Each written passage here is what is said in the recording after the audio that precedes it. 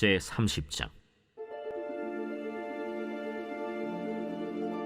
히스기야가 온 이스라엘과 유다의 사람을 보내고 또 에브라임과 므낫세의 편지를 보내어 예루살렘 여호와의 전에 와서 이스라엘 하나님 여호와를 위하여 유월절을 지키라 하니라. 왕이 방백들과 예루살렘 온 회중과 더불어 의논하고 둘째 달에 유월절을 지키려 하였으니 이는 성결하게 한 제사장들이 부족하고 백성도 예루살렘에 모이지 못하였으므로 그 정한 때에 지킬 수 없었음이라. 왕과 온 회중이 이 일을 좋게 여기고 드디어 왕이 명령을 내려 브엘세바에서부터 단까지 온 이스라엘에 공포하여 일제히 예루살렘으로 와서 이스라엘 하나님 여호와의 유월절을 지키라 하니 이는 기록한 규례대로 오랫동안 지키지 못하였습니다.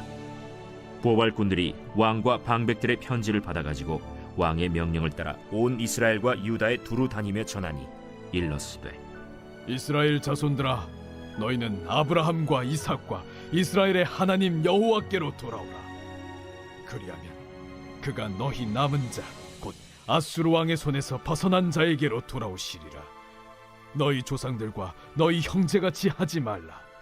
그들은 그의 조상들의 하나님 여호와께 범죄하였으므로 여호와께서 멸망하도록 버려두신 것을 너희가 똑똑히 보는 바니라.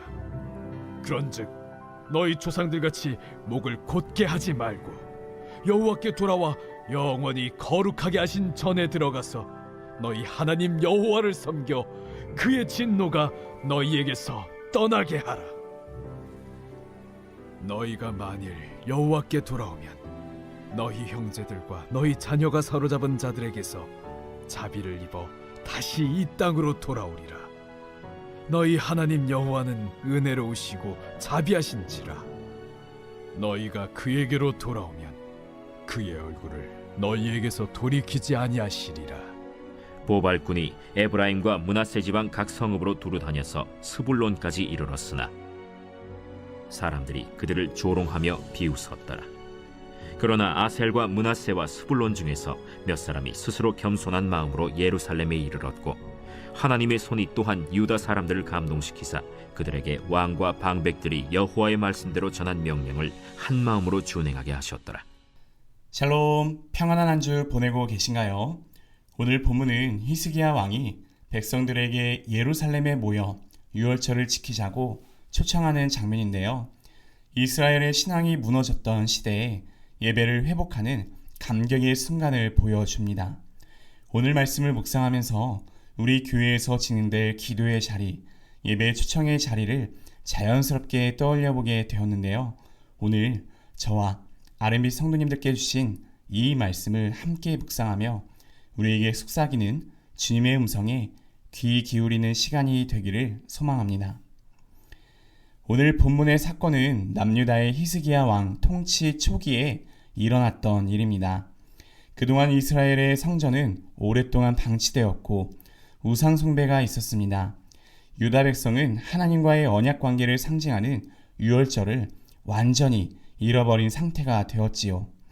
게다가 북이스라엘은 아수르에게 멸망당하기 직전이었고 극심한 영적 혼란 속에 있었습니다. 히스기야는 나라를 회복시키고자 가장 먼저 한 일이 있습니다. 바로 무너진 예배를 세우는 것이죠. 히스기야는 유다와 이스라엘 온 회중에게 편지를 보내 초대합니다. 예배의 회복을 위한 초청이었지요. 그런데 제사장들이 아직 정결하지 못한 문제, 그리고 백성들이 모두 모이지 못하는 문제가 있었습니다. 그래서 첫째 달 유월절을 지키지 못하고 둘째 달에 지키기로 결정했습니다. 이것은 늦어도 괜찮다는 나태함이 아닙니다. 조금 늦더라도 반드시 하나님과의 관계를 회복하겠다는 히스기야의 간절한 의지였습니다. 히스기야는 남유다 백성뿐만 아니라 이미 하나님을 등지고 멸망 직전에 놓인 북이스라엘 백성들에게까지 전령을 보냈습니다. 초청장의 핵심 메시지는 단 하나입니다. 여호와께 돌아오라는 것이죠. 이 초청장을 받은 사람들 중 대다수는 비웃고 조롱하며 무시합니다. 하지만 놀라운 일이 일어났습니다. 어떤 이들은 겸손한 마음으로 예루살렘으로 돌아오기 시작했습니다. 성경은 그 이유를 이렇게 설명합니다. 하나님의 손이 유다 사람들을 감동시켰고 그들에게 한 마음을 주었다고 오늘 본문 마지막인 12절의 말씀을 통해 확인할 수 있습니다. 오늘의 말씀은 우리에게 세 가지 중요한 교훈을 줍니다. 첫째로 삶의 회복은 예배의 회복에서 시작됩니다. 히스기야는 정치나 경제를 재건하기 전에 먼저 무너진 예배를 재건했습니다. 우리의 삶의 우선순위가 세상의 염려나 성과에 밀려 무너져 있다면 가장 먼저 하나님과 나의 친밀한 관계, 즉 나만의 둘째 달 유월절을 선포해야 합니다. 둘째로 교회는 냉담한 이웃들에게 초청장을 보내야 합니다. 히스기야가 멸망 직전에 북이스라엘에게 초청장을 보낸 것처럼 교회는 분열과 절망 속에 있는 세상과 이웃들에게 그리고 믿지 않는 나의 가족들에게 하나님께 돌아오라는 간절한 초청장을 멈추지 않고 보내야 합니다. 이것이 바로 우리가 행할 영적 전령의 사명인 것이죠. 특별히 이번 새생명 축제 때에도 그 이후에도 전도의 초청장을 멈추지 않기를 소망합니다. 셋째로 모든 회복은 오직 하나님의 은혜인 것이죠. 히스기야는 그저 초청장을 보냈을 뿐입니다. 그러나 사람들이 그 초청에 응답하고 비웃음을 무릅쓰고 돌아온 것은 그저 왕이 설득했기 때문이 아닙니다. 하나님께서 그들에게 한 마음을 주셨기 때문입니다. 회개하고 주님께 돌아오는 모든 일은 오직 하나님의 주권적인 은혜로 가능하다는 사실을 우리는 믿어야 합니다. 사랑하는 RMB 성도님들, 이 말씀을 비추어 우리에게 두 가지 질문을 던져보길 원합니다. 먼저, 나에게 둘째 달 유월절은 무엇인가요? 내가 지금 미루고 있는 하나님과의 관계 회복을 위한 결단은 무엇인가요? 무너진 예배의 자리를 재건하기로 결단하기를 소망합니다. 둘째로, 세상의 비웃음보다 주님의 초청을 더 귀하게 여기고 있는지요?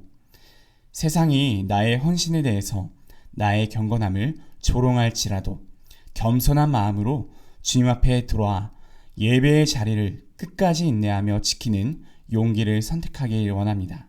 함께 기도하겠습니다. 자비로우신 하나님 아버지, 오늘도 말씀을 통해 우리를 만나주시고 하나님과 교제할 수 있도록 인도하여 주심에 감사드립니다. 히스기야와 주님의 백성들이 마음을 겸비하고 주님 앞에 나아가 예배를 회복했던 것처럼 우리도 오늘 이 시간 무너진 예배를 다시 세우기로 다짐합니다. 세상의 비웃음을 두려워하지 않게 하시고 주님이 보내신 은혜의 초청 앞에 겸손히 응답하는 아름빛의 모든 성도가 되게 하여 주시옵소서. 우리의 마음이 다시 주님을 향한 사랑으로 뜨거워지게 하시고 가정과 교회, 일터와 공동체 속에서도 하나님께로 돌아가는 복음의 감격을 날마다 경험하게 하여 주시옵소서. 우리를 구원하신 예수님의 이름으로 기도합니다. 아멘.